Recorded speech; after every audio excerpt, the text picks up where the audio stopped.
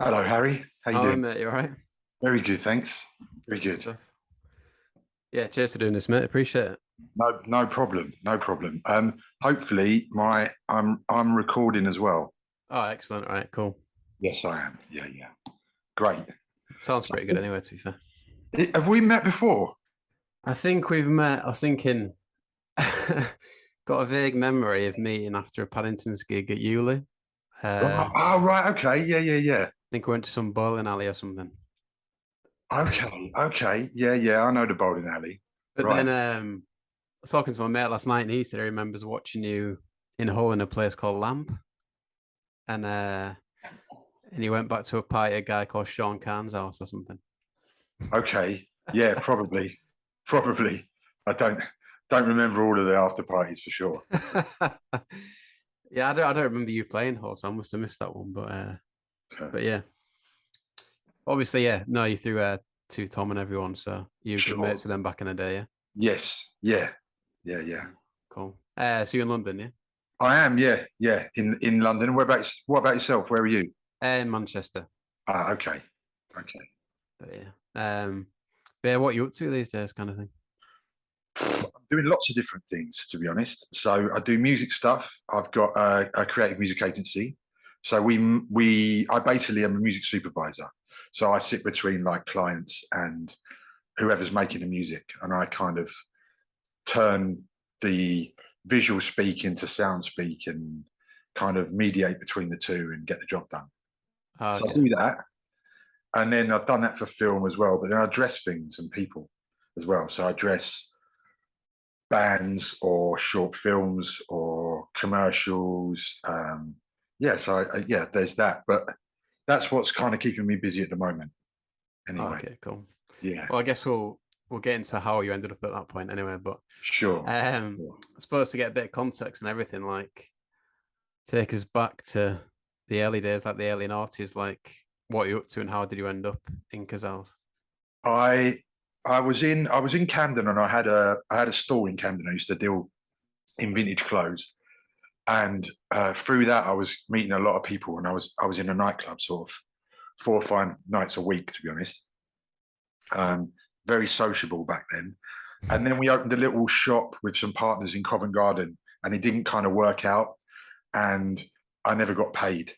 And just at that moment, I'd started working with Dan, writing songs. Who's the lead guitarist in Cazals, and unbeknownst to us, Luca had been writing with Ali Love, and just as that whole kind of thing, the shop ended. The band had just been coming together, and then I got offered a record deal. So it felt quite.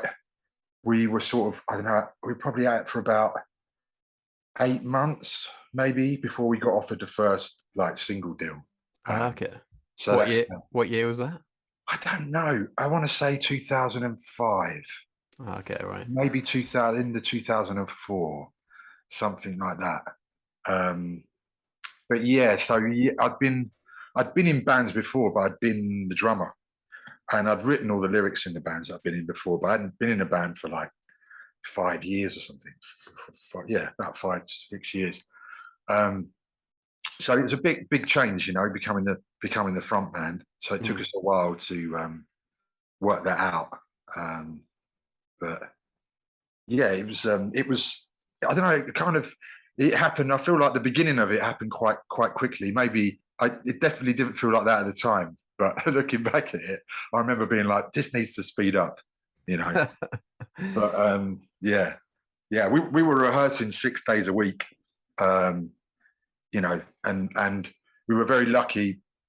The guy that ended up being our manager, Sean McCluskey, our first manager, he was doing a club weekly in Shoreditch, and we had a studio down the road that we were rehearsing in that belonged to him, basically. And then every time we wrote a new song, we could take it to the club once a week, and he put us on first. So we'd try stuff out, and if we saw that it was, it didn't work, then we'd go back and we'd, work on it. So it was kind of a good way to sort of test what we were doing, who we were, really. That definitely helped. Mm. So did you have like quite a high tenor of songs then, or did you have like No, a no, group of not songs that you really particularly. liked? Yeah. Yeah, not particularly. No, we spent a lot of time kind of honing things. Really, yeah, not loads. There are, yeah, there's definitely a good chunk of things that we never recorded or released, which is a shame. But Mm. yeah, So is that the first time you've been signed in a band? yes, So yeah, yeah. what do you think the difference was then compared to your previous bands? I mean, they were completely uncomparable. Yeah, I mean, I want to say there was a machine. There wasn't. There was just like there was a group of people, and they had momentum. It wasn't very organized, and it felt very sort of natural, really, with the momentum because we got signed to 1, 2, 3, 4. It was the same label that Baby Shambles were on.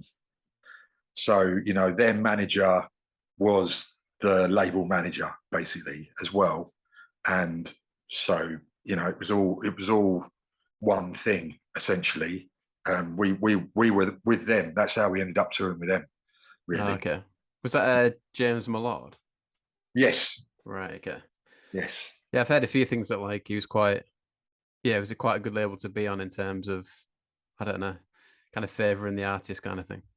Oh yeah, definitely. And the artwork and stuff and the freedom in it was awesome. But it was pretty out of control, you know. It was like a high speed train with no brakes, you know. It just went where it went, and you just kind of went with it, you know. Yeah, yeah. Yeah, I've read Pete Dockett's book recently and the stuff about him like yeah, he's pretty freewheeling kind of guy. I've not read the book, but yeah, I mean, he's an ex soldier, you know. I think he was in Afghanistan.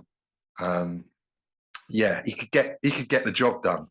You know, he wasn't sort of wasn't intimidated by anybody. Yeah. Nice. Um so I mean, yeah, you say obviously within 8 months you've been signed to them. Was there kind of a point where you felt like you had something going where you started building a bit of momentum? Definitely. Yeah. I think once you work out who you are, which before we were, the label were very kind of good at waiting for us to kind of hone who we are, who we wanted to be. And then we hit on it. And then suddenly you get it and you're like, oh, well, we know exactly what we're doing now. And everything became a lot clearer. I wouldn't say it became easier, but it became a lot clearer. Um, so the label helped in us kind of developing that. Sorry, am I going off piece? What was your question? No, no, it's just about when you kind of felt like you were going in the right direction kind of thing, yeah. Yeah, I guess right from the beginning, really. Once we'd recorded the first single, we knew who we were, really. Mm. So yeah, it felt fairly straightforward from then. Yeah. Mama. Cool. And then yeah, like say label mates to the likes of Baby Shambles, like did you feel part of a scene early on?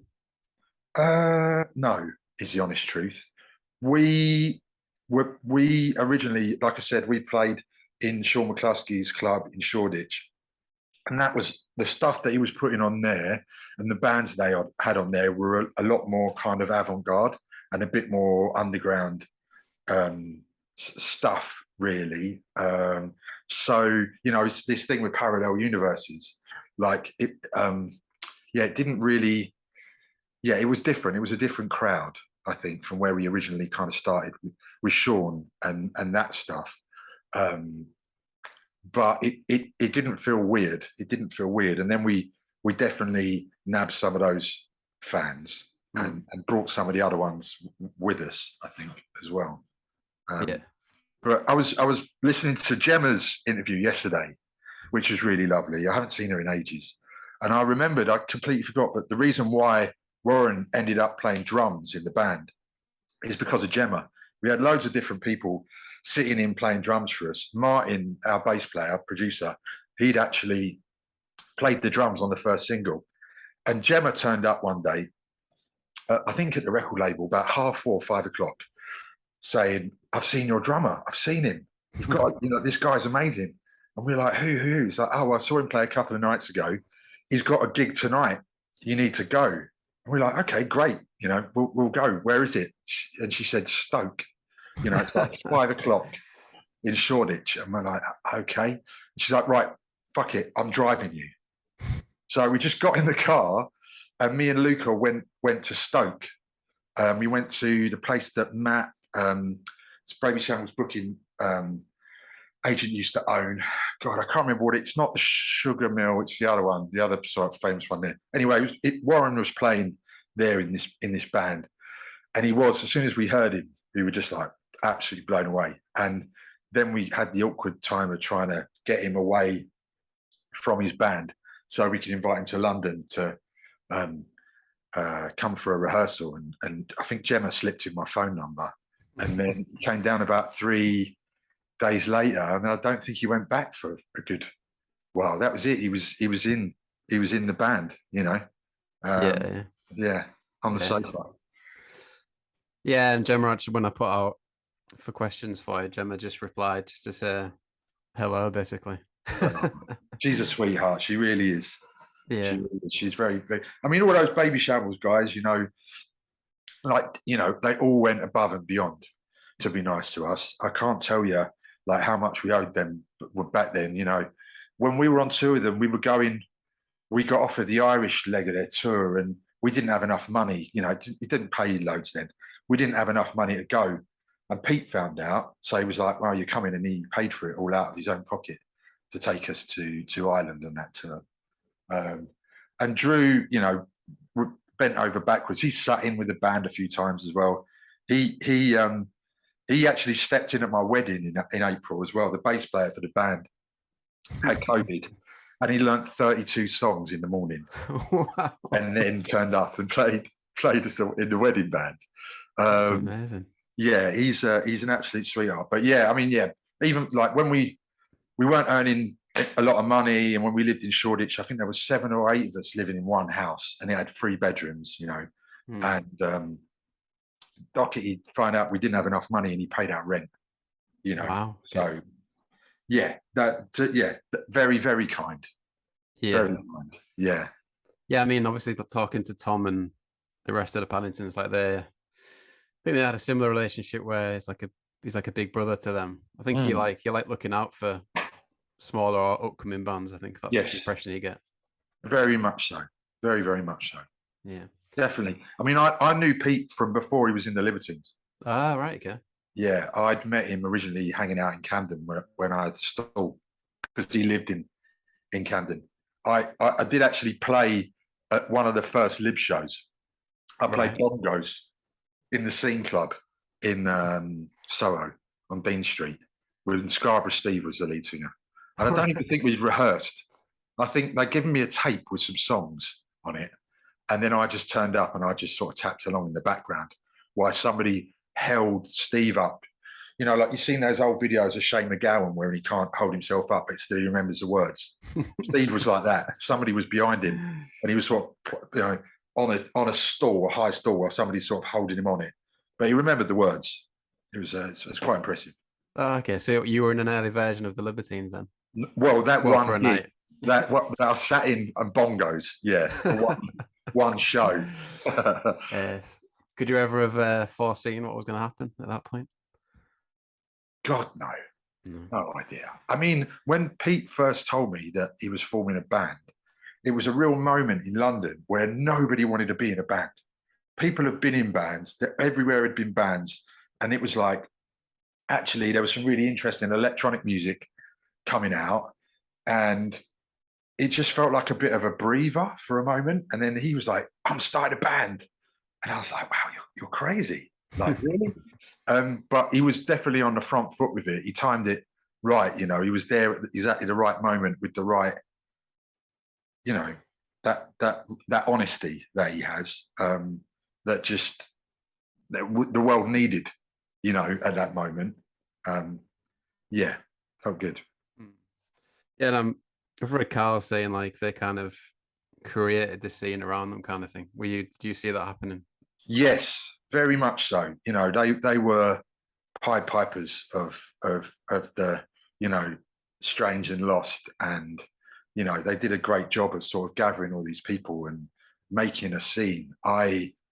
It's a real talent and it's a real uh, skill, and it's not something that I could do ever. Like being with people all the time in this kind of giant sort of harem of people around you all the time.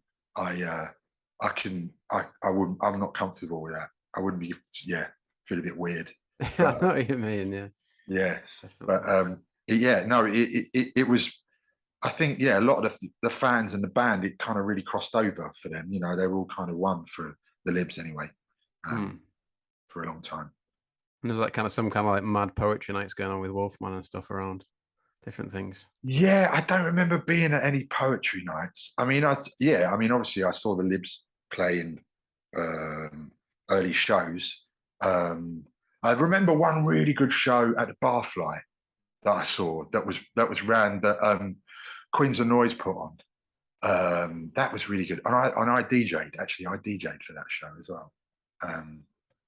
Yeah, yeah. Cool. So were you inspired by that kind of thing, or were you already doing your own thing at that point? Was I inspired by them? No, is the honest truth. I like what they were doing, but it was different to what um, I, me and the whole band are incredibly eclectic with the things that we're into. And I think when we started off first writing, we were quite garagey because ultimately it was easier to write. And, you know, I wasn't an experienced singer. And, you know, the better you get, the more technical the songs get. And when Martin joined the band, he was the one who really focused us. Before that, Ali Love was the bass player who sung on, you know, Justice, Chemical Brothers records. He ended up being in. Luca was in Hot Natured with him. So yeah, he was the original bass player. But when Martin came in, it was Martin was at music college. You know, he's a like proper trained musician, and he was just like, no, we need to do it this, and or you know, a great arranger.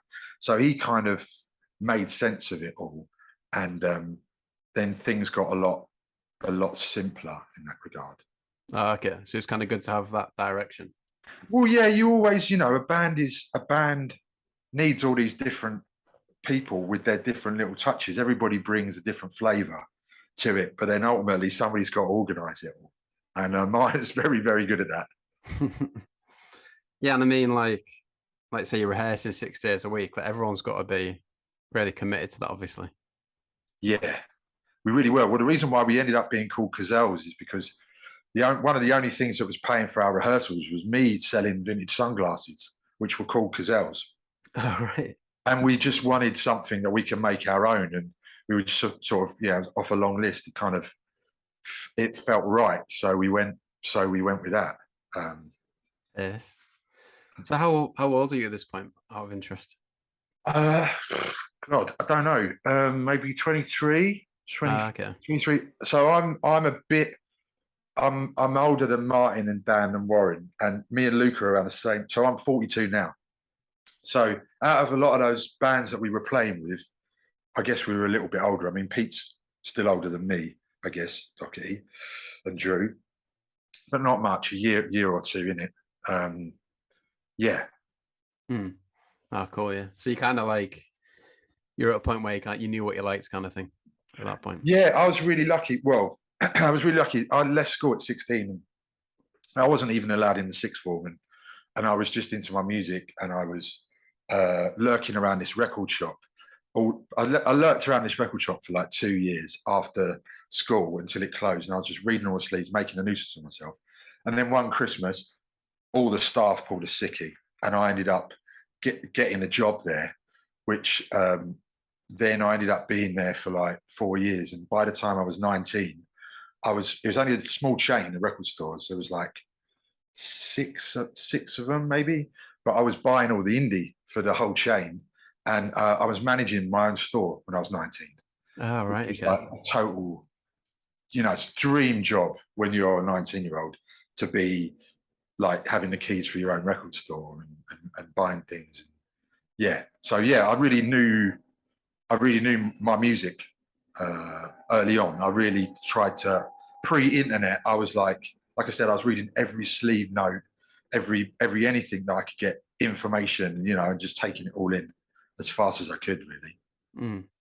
So who obviously have been listening to your album again last couple of days and Oh, nice. really enjoying it. And I mean, a comparison you must have got at the time would be the Jam, I assume, with some of the sounds. I don't remember. I remember people saying that a little bit about my lyrics. I mean, I absolutely love the Jam. So for me, that's the biggest compliment. I Nice, absolutely love the Jam. So I mean, yeah, it's definitely an influence on me, 100%. How can you not? A working class voice telling stories like that is, I love it. Yeah. Yeah, yes. And I mean, who were your biggest, or who were you into at the time, or who were you into when you were growing up, really? Well, me and Luca, we were mods when we were, like 17 to sort of early 20s. Yeah, we very much like listen to a load of soul music, 60s R&B, Who, Small Faces, the sort of the known stuff, but also we went a bit deeper with the New Untouchables. We used to go to this thing called the New Untouchables. So it's kind of more underground, like psychedelic stuff as well. And so, yeah, naming particular bands is kind of hard because it's more particular songs and genres, but that kind of freak beat, R&B, psychedelia, lots of soul. I'm a big soulie. My mum was a soul DJ as well, so I inherited a lot of records from her. I still play soul now, so yeah.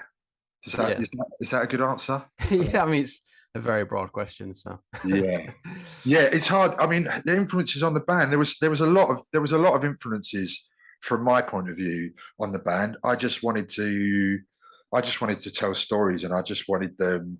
I can't remember. It might be somebody from the Clash, maybe, or somebody told the Clash that they should write about what they know. And I remember reading that and thinking, okay, well, I'm not pretending to be somebody else. I write about what I know, and then it sounds believable. You know what I mean? So. No, yeah, that definitely comes across. And then, yeah, I mean, I read that you supported Daft Punk at one point as well. Is that right? Yeah. We what was that like? Yeah, it was when we got our second record deal, an album deal. It was with Kitsune.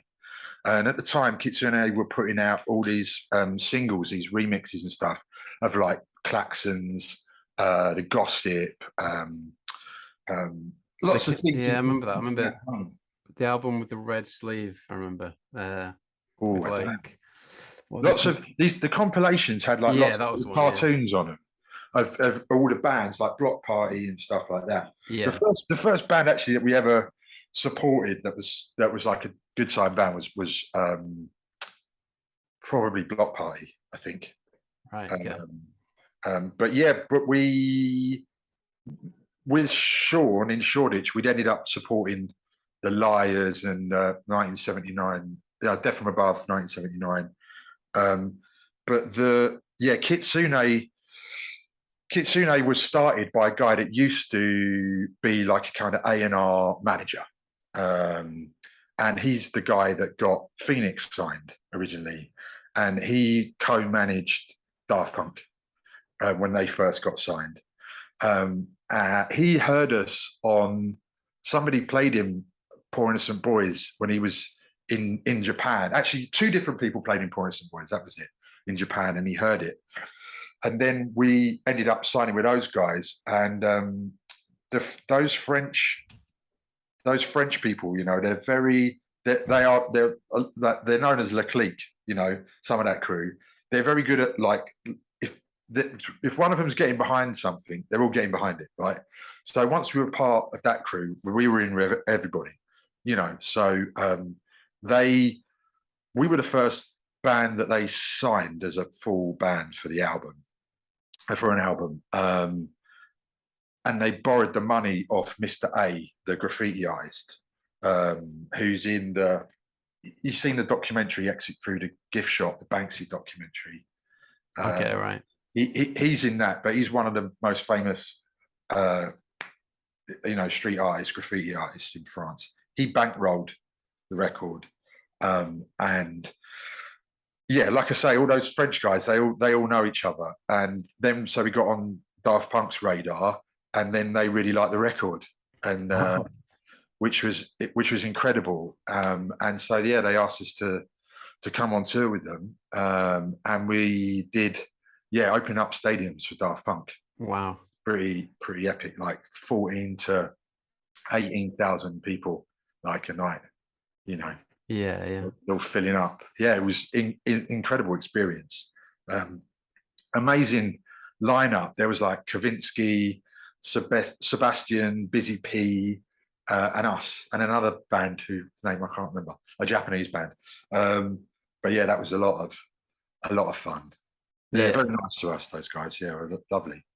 Was that like all across Europe kind of thing? Those shows were across Japan. Ah, right. Okay. Yeah, that we were supposed to do the big day out and some more shows in Asia, but due to things being delayed, we weren't able to do those shows, which was absolutely gutting. So okay, still like go on, sorry, mate. I was going to say, yeah, timing, stars don't align. We were supposed to go on tour with LCD Soundsystem as well, and we didn't because we were still in the studio making the record. Right. Okay. Yeah, it's just the way it goes sometimes. Yeah. There's still like a mega experience doing those stadiums. Oh hell yeah, yeah, incredible. What's it like? You're like trying to. I don't know. You're there trying to win people over, or you're just kind of enjoying the experience, kind of thing. I am trying to win people over. Yeah, I mean, I want people to like me. Yeah. You know what I mean? Being the opening act or whatever, yeah. Yeah, I guess so. I mean, it's kind of hard to quantify a Japanese audience compared to a European audience. If someone had said to me before I went, whatever you do, they'll copy you. If you raise your arms up and clap, they clap. If you do anything, they'll do it back. And I remember trying it and it worked. It was just like absolutely mental. Yeah. Just be Freddie Mercury for a night kind of thing. Yeah. Just bonkers. We also got to go in the pyramid as well. So I did get to go in there, not while they were playing, obviously, but I did get to stand in the Daft Punk pyramid, which is pretty awesome. And I've held the helmets too. Cool. Yeah. I bet it's mad like seeing a Daft Punk crowd from the stage, but everyone just goes bananas. Oh yeah, completely insane. Yeah. Incredible. Back to the album then, just interested in some of the lyrics, and with the likes of New Boy in Town, what was that based on? Was that based on kind of a bit of a London scene at the time, or where did that come from? New York. Ah, right. I'd been to New York. I'd had a messy breakup, and a mate of mine was scoping New York out because he had an American missus and he was going to move back there. And I got some other mates who are American and some other British friends, and they were all going, and I didn't have any money. And I luckily managed to borrow some money and went to New York pretty penniless. But I kind of instantly fell in with people that had, that we knew from London. There was a woman called Angela who used to she used to know a lot of bands, shall we say. She hung out with a lot of bands, so we were all crashing at her giant pad. And I ended up with some of those kind of like, it was this electro clash band called The Wit, and I'd only been in New York for like 2 days, and then suddenly I was sort of jumping out of like cars with them, getting packed, like going into parties, and like just this really weird. And the way that people were introducing me and the conversations I were having, I just felt like I was in a strange, disjointed movie, and it didn't really it didn't feel real. And yeah, so that's kind of, yeah, that song is about that weird disjointed experience of New York. Ah, okay, cool. I mean, yeah, looking back, I was quite young at the time, but I used to, come down to London and knock around with the Paddingtons. But I guess, it was a real mix of people. I suppose people like on the podcast would talk how later on it got a bit cynical kind of thing, and people would be kind of, I don't know, trying to get something out of the scene. Is that something you kind of saw happening? Um, I mean, some people are always after something, not everybody. I'm cynical. Yeah, I mean, when you add an extra layer of people have got drug habits to pay for, not just the rent and putting some food on the table, then it does add an extra layer, definitely. Cynical, yeah. I mean, the world was actually, in hindsight, a very different place when we started in Gazelles. So, um, yeah, it was pretty mean and pretty ugly at points. Yeah, Yeah. yeah, still a lot of good times, obviously, but yeah. Oh hell yeah, indeed. Yeah. And then yeah, just more about the album, really, like in terms of recording it, like who produced it? So Martin was producing it, our bass player, Martin Dubka, but with a guy called Julian Delfaux, who he did like Herman June, and he'd done stuff with Phoenix, and yeah, he's done a lot of interesting people, and yeah, so it was the two of them together really that produced the record. Okay, and whereabouts was that? It was in Sacre-Cœur in Paris, in this big old jazz studio. Amazing studio. I've heard it's not there anymore, which is heartbreaking. They've been there since the 50s. And the guy who owned it just smoked weed all day. And apparently, all the money he earned from the studio, he spent on vintage gear, just more like microphones, stuff was just racked up in there. It was insane. So we were supposed to be there for 6 weeks, but then some kind of information got lost in translation, and I had to be there a bit longer to record. I was there for like 7 weeks before I did any singing. I think, I was writing, but yeah, I was there. I ended up being there for like 2 months, living in Hotel Amour, there, which is this famous little boutique hotel that Andre, Mr. A, is co-owns, and all the rooms are done up in different ways. Like the ceiling in one bedroom, we had to constantly move around because people would request a particular room, in the hotel. They'd kick us out of that one, and we'd have to go in another one there. But one room had like 100 mirror balls on the ceiling and mirrored walls. Do you know what I mean? It was like it's pretty amazing place to live for 2 months, and a lot of characters through the door in there for sure. And we had Lasse from the Rakes on, who Yes. he was talking about when they recorded in Berlin, and that kind of added to the vibe of the album. Do you think being in France kind of added to that for you? Yeah, I think just the distance. I don't know if Paris added an extra thing, but I think not being in London was really important. Once you have perspective, things become a lot clearer. Yeah, so that definitely helped. But yeah, Paris probably no, not really. Okay, right. And how quickly was the process done, kind of thing? Were we able to like fire through it quite quickly? Sorry, say that again. Like, how quick was the process of recording the album? Were we able to do it quite quickly, kind of thing? I think, well, we weren't. I think Martin was very organized with how he wanted to do stuff, but it was quite technical the way that we did things. So it wasn't fast.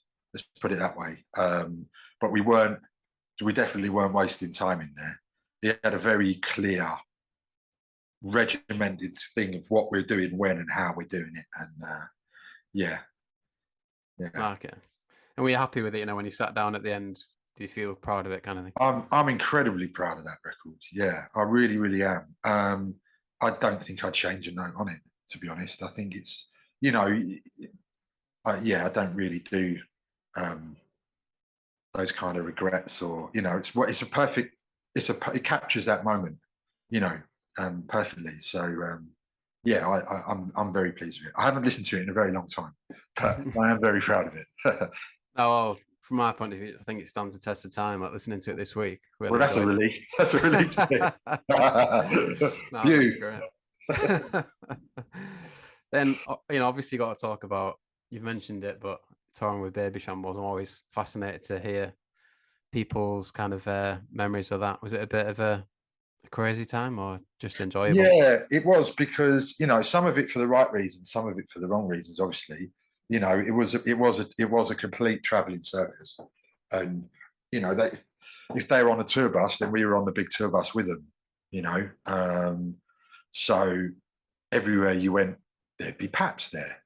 You know, and people are getting messages through MySpace about, do you want to sell a story to a tabloid? You know, Oh, right. and this kind of stuff. That wasn't there at the beginning, but it sort of was there closer to the end of it, us touring with them. But it was insane because people were they were just losing their minds, you know, just like crying their eyes out. And they'd be there first thing in the morning outside a venue all day, you know, all night. Yeah, it was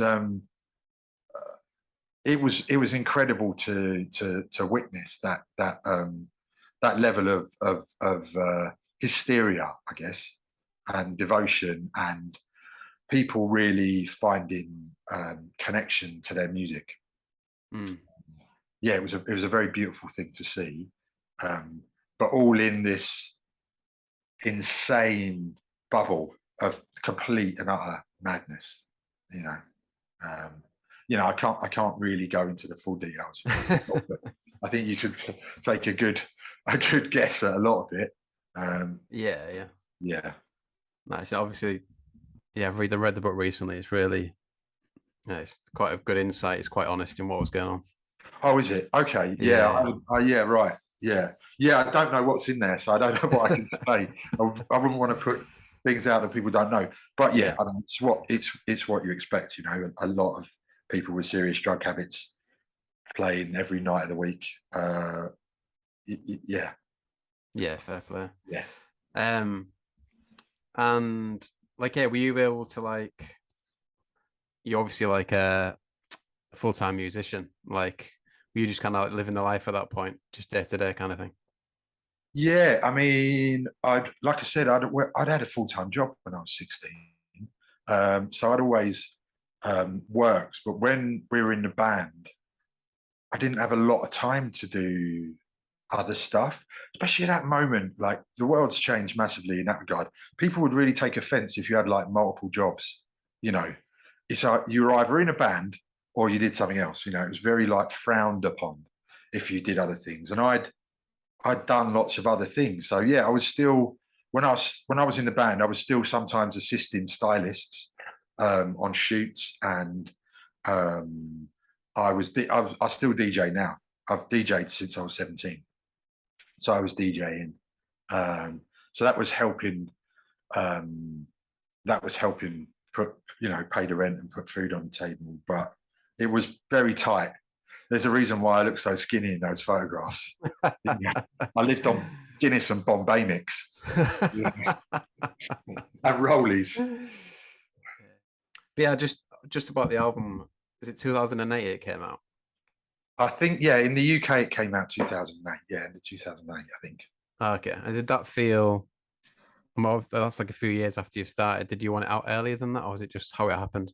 Yeah, it's how it happened because we'd got offered record deals by other people, and they just weren't right. Some of the people that had offered us the record deals that we really liked, but then they didn't have the money to make the record how Martin wanted to make it, and so we just you know, carried on playing, which was hard. I mean, one year, maybe it was 2006, we played over 300 shows in a year, and we didn't release a record, nothing, Wow. a single. And I didn't really live anywhere, and we just stayed on the road. So because it paid us just enough money to eat each day. So it was pretty. There was a while where it was a bit like, this is hard, but it was worth holding out for the right record deal. But I think the reality is if somebody had come along with a bit more money, then yeah, I think maybe you would have got 2 albums out of us instead of one. But that's the way it goes. Mm. Yeah, so obviously got to talk about that. Why did you choose to leave, or why did the band kind of end? I think the main reason was we were just physically and mentally exhausted. I think it had just been a whirlwind where we'd had hardly any breaks ever. We weren't one of those bands where we'll have 2 months off and then we'll regroup and we'll do this thing. We just did it every day, all day, with no, very rarely did we stop. And we just had to stop for our own sanity, really. I think when you spent so long polishing the songs that we polished, I think there becomes a level of perfection which is very hard to obtain when you're writing new material. Nothing is ever going to be good enough, and I think we got to a point where we couldn't really write anything else because it was never gonna measure up. But like I say, we'd just been on the road too much and just done it the wrong way. Hadn't eaten right, hadn't slept enough, had drunk too much, for years. And we just, none of us fell out. None of us fell out at all. We didn't end badly at all. It was literally like, this just has to be over now. I need to do something else. So Yeah. But like you say, it's quite good if you can leave it and keep those high standards, kind of thing. You don't have to, you don't regret anything you've put out, kind of thing. No. There was an extra track. That went out on the Japanese version of the album, which wasn't brilliant. It's an all right B-side, let's put it that way. Track 3 on a 3-track single, maybe. But other than that, yeah, I think everything else I'm incredibly proud of. Yeah. I'm annoyed that it's not all on Spotify, and I am going to try and rectify that and get Young and Lost single that we did. I think that's on there actually, but the Poynton Boys EP is not. And I really like the tracks on that. So yeah, I'm going to try and get that put up again. Got taken down. Okay, cool. So, I'll look forward to that. But yeah, is there anything you would do differently, or is it just just how it happened, kind of thing? I think, yeah. I mean, like I say, I think if I'd have drunk a lot more water, and we'd sort of scheduled breaks in a sensible way, I think we would have done. I think it would have been more manageable. It could have been more enjoyable. So I think that's the only thing I would say. Yeah, I mean, I don't regret. I only regret things I didn't do. I don't regret things I did. Do you know what I mean? There's definitely a few things I didn't do that I regret, opportunities that I was given from the band, which I didn't do because I was necessarily with the band. But yeah, no.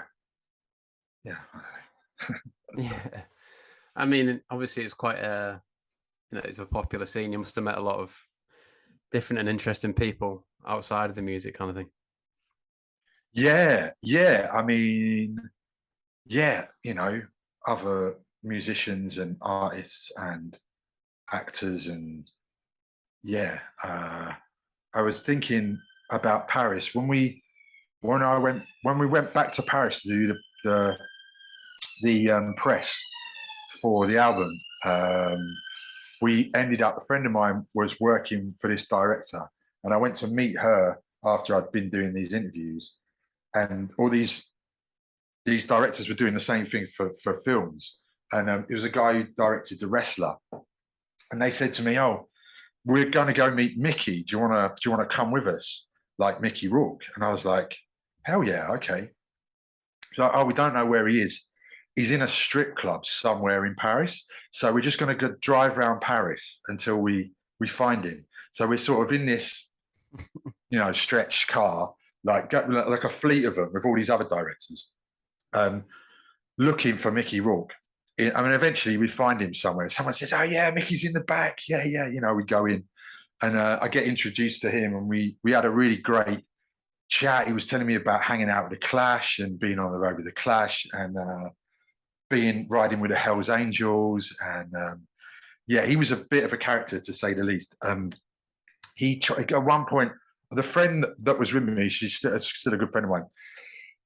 She's very attractive, and Mickey Rourke gets down on his knees in this club and says to this my friend, look, I'll suck this guy's dick if you'll go home with me. And I just remember seeing the manager of the strip club running across the club, going, "Mickey, no, Mickey," while he's on his knees, But Paris was a weird one because, like I said, because of the clique and like the nightclubs, they own Le Baron nightclub, which I ended up working for. We had all these French movie stars in our dressing room. To this day, I have no idea who they are. Really, I have no idea. Most of them were. So, I'm sure there's pictures somewhere. Could piece it together. And obviously the Paddingtons, talked to them about getting involved in like the fashion side of things. Right. Did that happen with you guys as well? Yeah, but I was already doing that before I was in a band. Because I had the stall in Camden, I was selling to stylists and designers. Dolce & Gabbana used to come and buy off me personally vintage clothes. I used to sell to this guy regularly, who then invited me for a meeting in Mayfair, and then they made me sign an NDA. And for 2 years, I looked for sample pieces for Gucci, and they would brief me in on the collections. And I know I was like 20 years old, and I would then go out and find vintage pieces and then present them to Gucci, which was just, it was madness. It was brilliant. I ended up helping stylists find stuff. I was like the go-to guy because a brief change, that suddenly the record company wants something different. Phone Phil, and he can get a shop opened at midnight, and he can get you whatever. So I was like this go-to guy for stuff, and I was helping help with like the Kylie Minogue that Can't Get You Out of My Head, all that cycle and those dancers and all of that stuff, the Kylie thing. I was helping with that, and the person I was hoping said, "Look, I'm screwed. I'm supposed to do this music video, but this Kylie thing has come up. Can you look after the music video for me? I've prepped it. All you've got to do is put the band in it and just make sure that the crowd are cool in the video." And I was like, "Okay, cool, I do it." And it was for the Rapture, House of Jealous Lovers, right? Which the song had already been in the clubs for like 3 months, and everyone knew it. And all the clubs that I was in were absolutely spanking it. Unbeknownst to me, the people who were making the music video had gone around all the nightclubs telling everybody that they needed extras. And so when I turned up for the shoot at Cross Keys and King's Cross, they said to me, "Oh, look, we've got a bit of a problem. Too many people have turned up, and we need you to go outside and pick who you want to be the extras." So I had to line up all of these club kids that I knew that I would see every week in these clubs and walk down the line and say, yes, no, yes. I still, even just saying it, I can still feel it in the pit of my stomach. It was awful. But I love my smelly old clothes really, and I like my designer stuff as well. And the old stuff really is what I'm into. But yeah, we fell in with Hedy Slimane, which was that in itself is a very funny story. He basically, the first big Baby Shambles tour that we did, we were playing Kentish Town Forum, and I saw this guy lurking around backstage, and he kept walking past our dressing room, and he was making me nervous. And I was a bit nervous about this first biggest gig that we played at the time. And eventually I just went and stopped this guy and I was like, mate, you just come in our dressing room, just sit down, have a drink, have a beer, just like you're putting me on edge, He's like, no, it's okay. I'll just have some water. Okay. So turns out he's at every show. He's at Nottingham, Rock City, everywhere. He's at this guy. So I'm seeing him taking pictures. I'm nice to the guy. And then a couple of weeks later, I get a message from the record label in 1234 saying, oh, Headie wants you to go to Paris for Dior. And I was like, I don't know anybody at Dior. They're like, yeah, you do, Headie. And I'm like, I don't know a guy called Headie at Dior. Like, yeah, the guy who was taking the pictures. I was like, what? Like, yeah, he's the head designer of Dior. And so I was like, well, okay, of course I'll go to Paris. So they get me a Eurostar ticket, and I go over there and I walk in like the giant Dior, beautiful, luxury offices. And there's the man that I thought was just taking pictures for some French fanzine or something. You know what I mean? It's just like, I was like, why didn't you tell me you did this? It was pretty incredible. And yeah, I mean, that was a dream come true, really. Knowing when you know the good stuff, when you tasted the best of the best, it's hard to go back on things. And he was making beautiful things, and it was just it was incredible. It was so much fun for me being there. I ended up, they would cast kids from Baby Shambles gigs or our gigs or the Regs gigs to model in the show, and then I would teach them how to walk. And I'd go over and I'd do the fittings, and Headie would say, well, what would you change on this? And I'd say, well, actually, I would wear the belt lower, and this is, make it shorter here, or, all this kind of stuff. And which I loved it. I actually loved it. I've still got all of my very kind Dior gifts. And unfortunately, I probably couldn't fit in I can fit in the shoes, but I definitely can't fit in any of the suiting anymore. Amazing. Yeah, I was talking to Tom about did he release a book of that era, and it costs like a few £100 the book, but it's like pictures of all you guys and stuff, I think. It didn't come out that long ago, probably. Maybe it came out like 7 or 8 years ago. Me and Tom obviously I don't have that book. I saw pictures from the exhibition. I can't remember if I went to the exhibition or not. Maybe, I think I did go to the exhibition. But I don't have the book, unfortunately. Yeah, I'm sure. Hopefully, if anyone has a book and they're listening to this and they'd like to give me one, it'd be great. be awesome. All right, cheers for your time, Phil. We'll just finish on these questions then. Sure. That we've got in. So, first one from previous guest Jeff Catania. Roddy Jeff. Yes. Oh, yes, I remember him. He says, "Where would you be now without Little Paul in the 90s?" Do you know what that means? Yes, he's mate Little Paul. Yeah. He used to be. He was this sort of. He looked like Davy Jones from the Monkees. He was like he had this kind of like he had this kind of like short fringe and sort of paisley button down kind of guy. Very much on the mod scene back in the day. Sweet guy. I have no idea what he does with himself these days. I haven't heard from him in a long time. Tom just put, can he grow a proper tash? This is as good as it gets. This is as good as it's ever got. I can't grow a beard for the life of me. Never will be able to grow a beard. It's just not. It's not in me, unfortunately. Yeah, so, Right. Yeah. That's as good as Tom's banter gets, I think. Anyway, Ronnie Joyce says, "Can you tell him I'm sorry? We shared a rehearsal room and I found a load of their beers and drank them, apparently." If that's the worst thing he did, then that's not too bad. And then he mentioned, and my mate Joe mentioned about when you're in Nathan Barley, which I didn't realise, and I watched it again on YouTube the other day. Yeah. I ended up being in quite a few things around when I was in the band. So I was in that, and then I was in a Hammer House, a horror film, where you see a CGI, a sword goes through my throat and comes out the back of my neck in this vampire movie. Yeah, I ended up doing little camp. I was in this French French film called Envie. Yeah, it's good fun. It's good fun acting. I like it. Yeah, a bit more really. Not great, just enjoyed it. I mean, I absolutely love Nathan Barley. Like, how did that come about, and what was it like, kind of thing?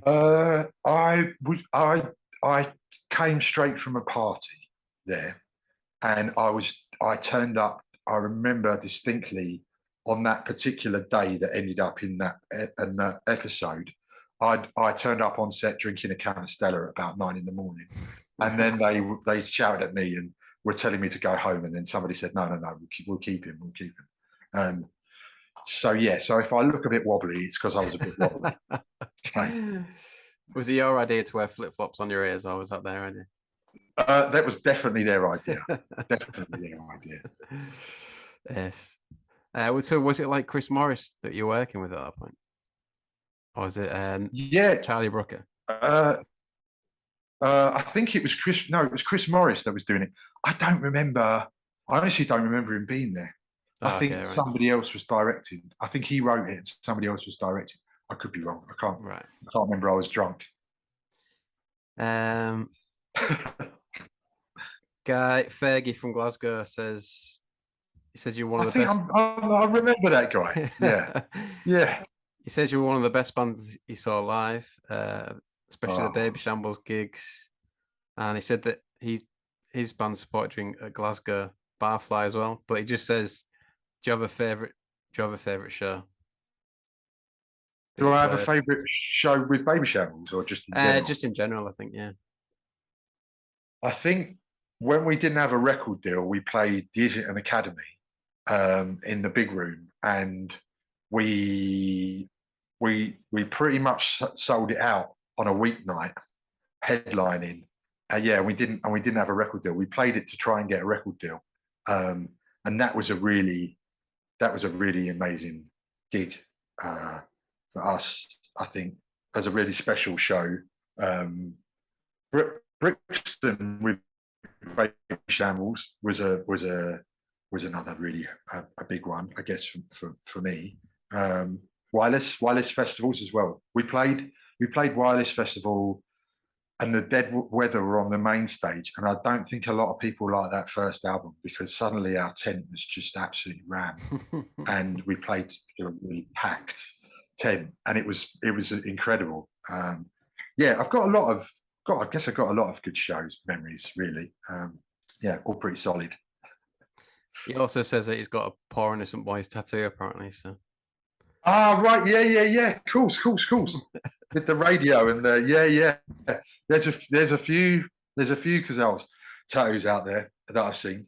I'm very grateful for those. I'd forgot about that. And then on Twitter, we had someone must have been a big fan. TNEF Utz. He's got 4 questions basically. So number 1. Okay. How come it took you guys so long to release an album after that initial buzz around the group? I don't know if you've answered that already, really. Yeah, like I said, we got offered record deals, but they didn't have enough money to make the album we wanted to make. So we just had to hold fire on it, really. And yeah, that's the way it goes.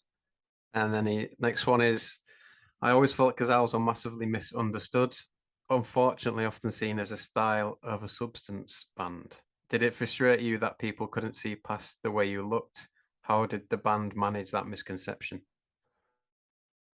Uncomfortably, we managed it uncomfortably, really, because I know